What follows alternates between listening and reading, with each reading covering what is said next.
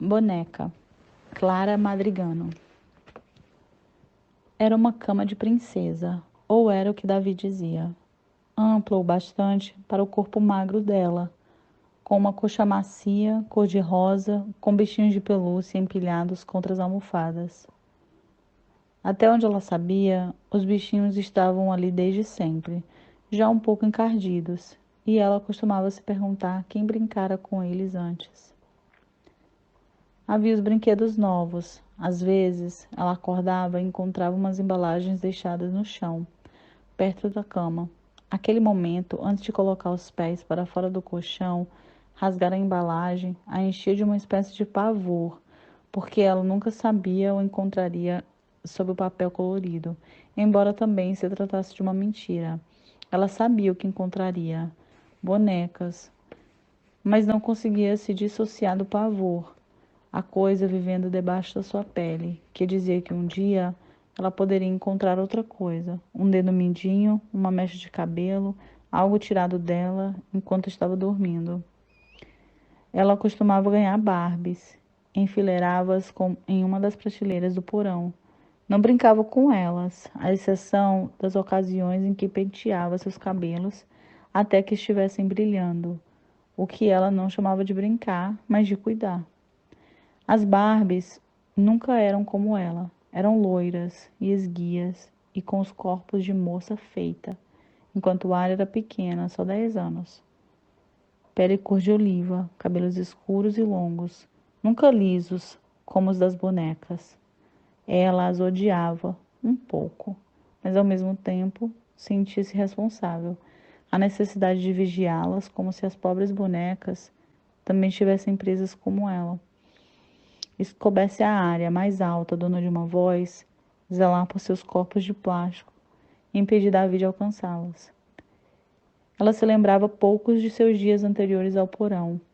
Algumas memórias persistiam. A mãe, cabelos cacheados volumosos, tão linda, abrindo aquele sorriso que mostrava todos os dentes e toda a felicidade que continha em si. Pensar nela fazia algo dentro de Ari se inchar, como um balãozinho. Alegria. E então o balão murchava e ela pensava nas paredes que aprendiam. O balão virava algo patético dentro dela, afundando em sua amargura. Eu já andei na grama, Ari pensava. Era boa a sensação. Eu era uma criança e todas as crianças têm limites, mas eu andava como se não estivesse. E só conheci limites quando fui trazida até ali. Limites, regras, punições. Ela ergueu a mão, viu o vergão deixado sobre um dos pulsos da última vez que proliferaram não, sua única arma. Sua boca, sua voz. Elas não adiantavam muito, mas Ari não abriria mão, não importasse o que Davi fizesse. Ela dormia em sua cama de surpresa. Sonhava com violência, com sangue, com escapatória. Acordava e às vezes achava presente de Davi. Caixas com embrulhos elaborados, laços vermelhos como sangue com que Ari sonhava. E rasgava as caixas para encontrar vestidos floridos de saia rosada para garotinhas como ela. Para garotinhas que não eram como Ari, que nunca gostara de saias. Davi forçava a usá-las, quando deixava que saísse do porão para jantar com ele, naquela longa mesa de madeira, com muitas cadeiras desocupadas. Ele penteava os cabelos de Ari, fazia tranças únicas, tranças duplas, mimava com presilhas coloridas e brilhantes, coisas que Ari destruíra com certo prazer. De volta ao porão, arrancando pedra atrás de pedra, entortando as formas, as libélulas, as borboletas que adoravam as peças. Quando Davi percebeu, começou a guardá-las longe dela, fora do porão, usando apenas quando permitia que Ari subia.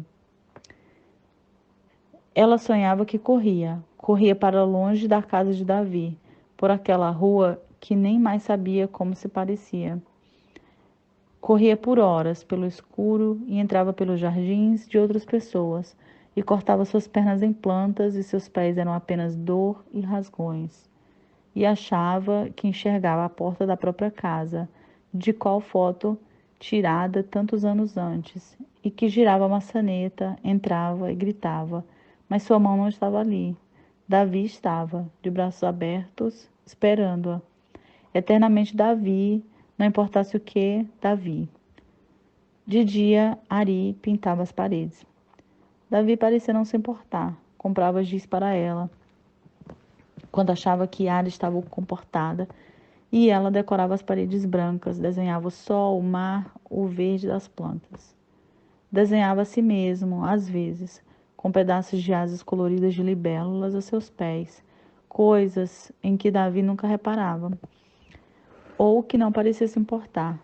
As libélulas precisavam morrer, as borboletas também. Jamais teriam sobrevivido ali, naquele porão trancado, onde a luz do sol não entrava, onde tudo era artificial. Eu preciso de cápsulas de vitamina D, ela dissera a Davi um dia.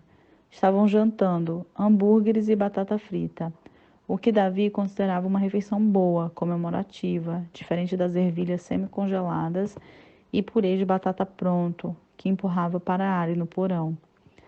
Sentavam-se à mesa da sala e as velas gastas de Davi estavam acesas, criando um clima mais intimista. E Ari sentia vontade de destruir tudo, de pegar um daqueles tocos de vela derretida e enfiá-lo em um dos olhos de Davi, só para vê-lo se contorcer de dor. Davi pareceu pensar. Ah, disse, eu li que faz bem para a pele. Quando você não toma sol, Ari continuou. Leu em que lugar? Ela não se lembrava mais. Em alguma revista, respondeu, o que provavelmente era a resposta. Davi gostava de alimentá-la com revistas de adolescentes, de fofocas, de saiba como se maquiar sem parecer muito maquiada, do que garotos gostam, do que garotos não gostam.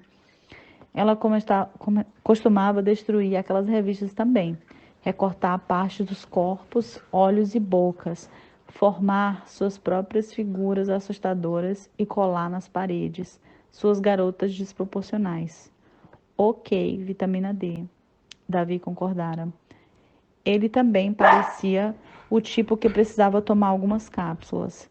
Davi era muito pálido, com cabelos negros cada vez mais ralos. Era magro, do tipo cujos ossos das omoplatas fazem relevo sobre as camisetas largas que usava.